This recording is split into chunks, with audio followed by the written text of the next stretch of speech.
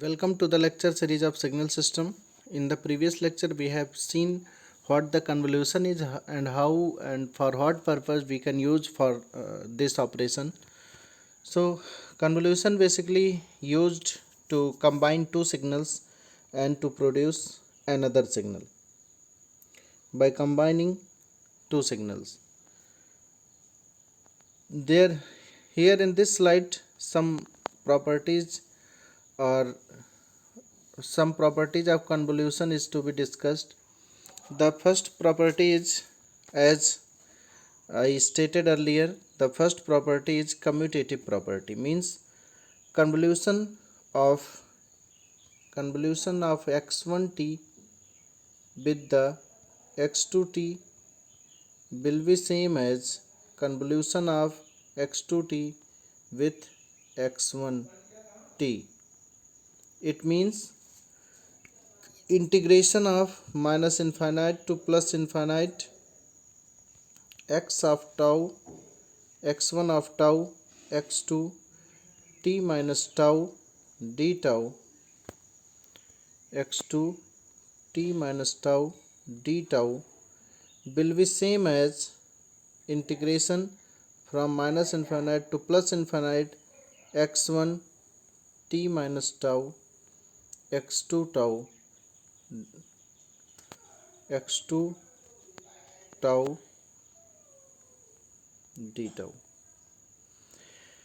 It means that either we shift x2 by tau unit or we shift x1 by tau unit, result will be the same. So this is called commutative property of the convolution. Distributive property states that x1 if x1t convolved with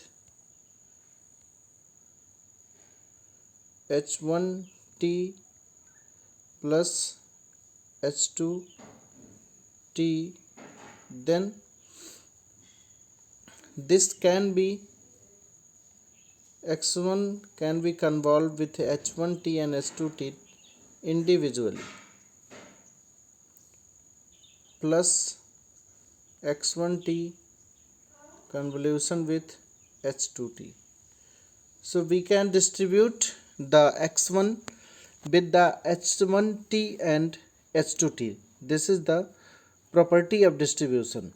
So it means that the convolution follows commutative property, distributive property, and next one is it also follows associative property, means if x1 t we have to convolve with x1, we have to convolve it with x2t convolution with x3t, then we can convolve all these signals in any order. We can write it as x1t convolution with x2t. First we will convolve x1 and x2, then with this result I will convolve x3t. Result will be same. So the convolution follows commutative property, it follows distributive property, it follows associative property, and here is a shift property. The property number 4 is shift property of the convolution. It states that if convolution of x1t and x2t suppose is a function zt, convolution of x1 and x2 if z, then if we shift any of them, suppose we shift x1 by t and x2 remains unchanged, then the result will also be shifted by the same value.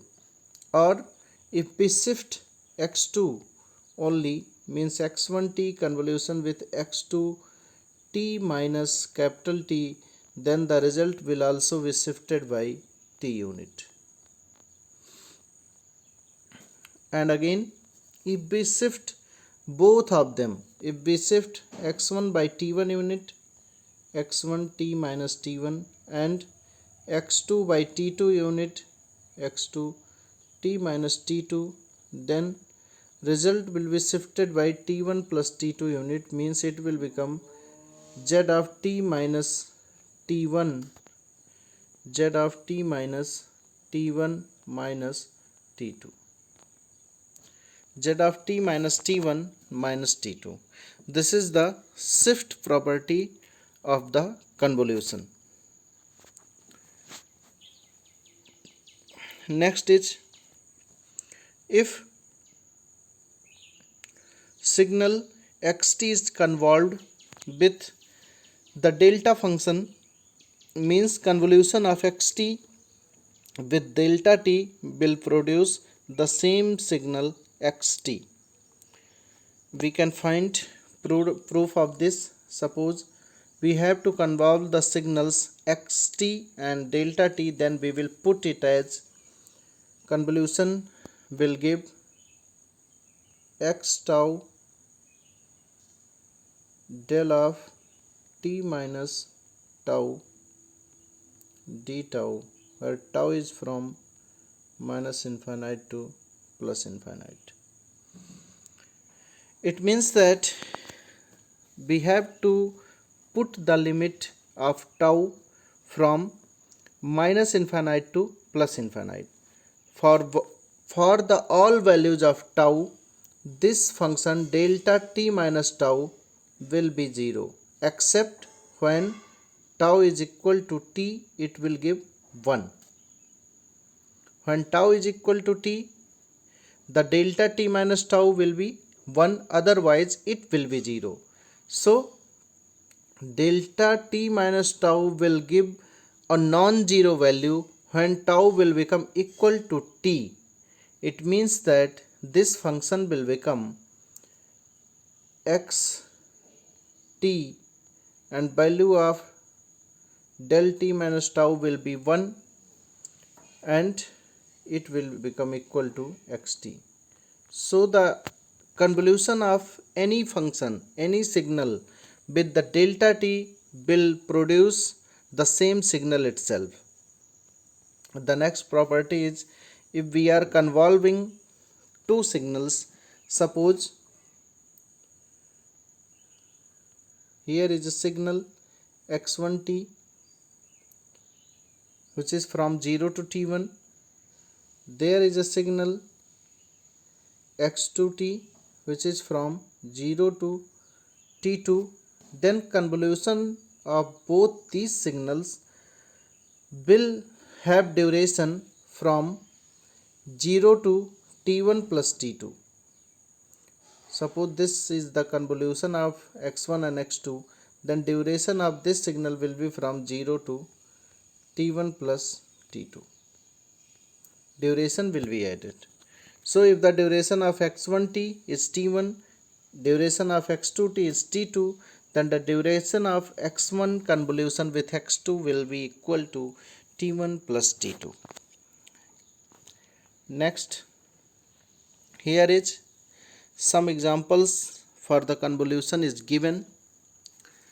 The first example is, it is given here, x1t is equal to e power minus 2t ut, x2t is given as e power minus 4t ut. We have to convolve these two signals, and we know the formula for the convolution. X1t convolution with x2t will be equal to limit on tau from minus infinite to plus infinite x1 tau x2 t minus tau d tau. This is the formula for to find the convolution of two signals. To find the convolution of two signals. So to convolve these two signals, what do we need? We need x1 tau and x2 t minus tau. So from here, if x1 t is equal to e power minus 2 t ut, then x1 tau will be e power minus 2 tau u tau, and x2 t minus tau will be e power minus 4